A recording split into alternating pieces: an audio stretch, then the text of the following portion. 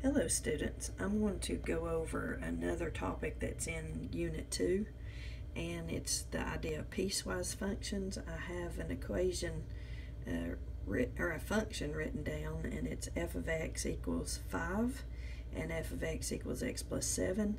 Notice you have restraints to each function. You have that the f of x equals 5 will go from -5 to -2 inclusively because it has an equal sign, and then the other one, the x plus 7, notice it does not include -2, but that's the starting point because it does not have an equal sign. So the first part of this is going to ask you to find the domain. Now when you go find the domain, what you want to do is sketch a number line, and you don't want to place your values using a closed circle or open circle based on if you have an equal sign. So if you notice on my first one, I have -5 to -2, so I've marked that off on my number line. The second one, notice I have -2, but it does not include -2 because it does not have an equal. So I'm going to put an open circle here, and then it goes to 6. So if they ask me to find my domain on this, then what happens is, notice my domain is going to range from -5 to 6. So I would have, my domain would be -5, let's see, I'm trying to write and hold the camera at the same time, and my pen does not want to write. Hold on just a second, let me see. So let me write this. So I have -5 is less than or equal to x, because we're dealing with the domain, which is less than or equal to 6. So this is how you would write the domain.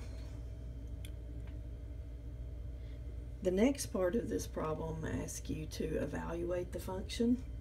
The next one that I want to work with is the function evaluated at -2. Notice the first function, the 5, is the part that will include the 2.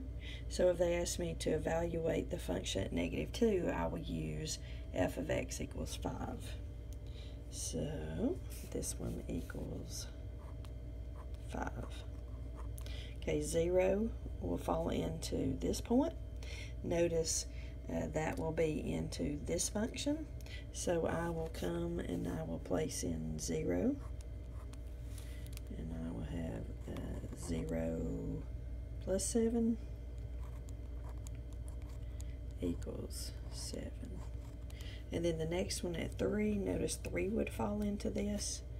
So I would evaluate 3 plus 7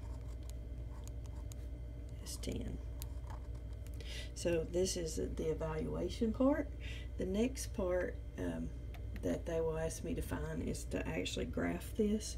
You can find a table of points starting with the values that you have in your domain. You could do a table of points from -5 to -2. Notice that would be, if I use from -5 to -2, my y will always be 5. And then if I plug in values for my next function, you will start at -2 to 6. And if I use -2, remember it's 5. If I plug in -2 into the second function, I get a 5, but I got to remember that is not inclusive. That means when I go to graph the point -2, 5, I go over 2 and up 5, I will put an open circle there. So we have that, and then it goes all the way up to 6. If I plug in 6, 6 plus 7 is 13. Notice that would be 6, so you'd have this. So if I draw a line across this and follow this, notice there is not a break here because I've included it in the first function, so this is considered continuous. And then you will go select your graph that you have in your problem. That's similar to number 5 on the quiz. The next one that we work with will be an absolute value. Absolute value is actually the distance that a number is from 0, so an absolute value will never be a negative number. So in this particular problem, if I have the absolute value of x equals a negative number, there's no solution. Okay, that was similar. Let's see. That is similar to problem number 6. Okay, I want to look at problem number 7 on here. Notice in problem number 7, it says the graph of f and g are given to the right. Solve each equation and inequality. The first one they ask us, it says to choose where f of x equals g of x. You're going to take this graph. I'm going to make this larger, and you're trying to see the intersection of those, where they cross, right there at that point and right here at this point. If you look down, you can find out what value that would be. So notice that'd be -5, -6, -7 there, and this one would be at 0. And so that would be, when they ask you to find the exact solution where it crosses, notice that will be this one. The next one they ask you to tell you is, let's see, I'm trying to find this, is f of x is less than g of x. So if you look at this, notice the blue is the f of x and the red is g of x. Notice below, that is here.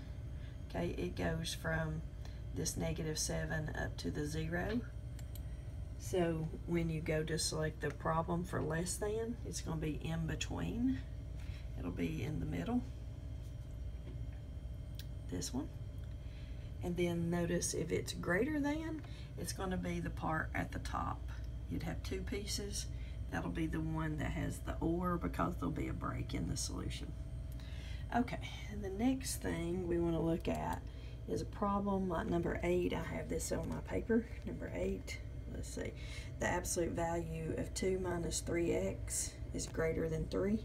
When you deal with absolute values, you want to write these down with a positive and negative. So you're going to take this problem and you're going to come and write 2 minus 3x equals 3 and 2 minus 3x equals -3. You're going to have a positive and a negative number.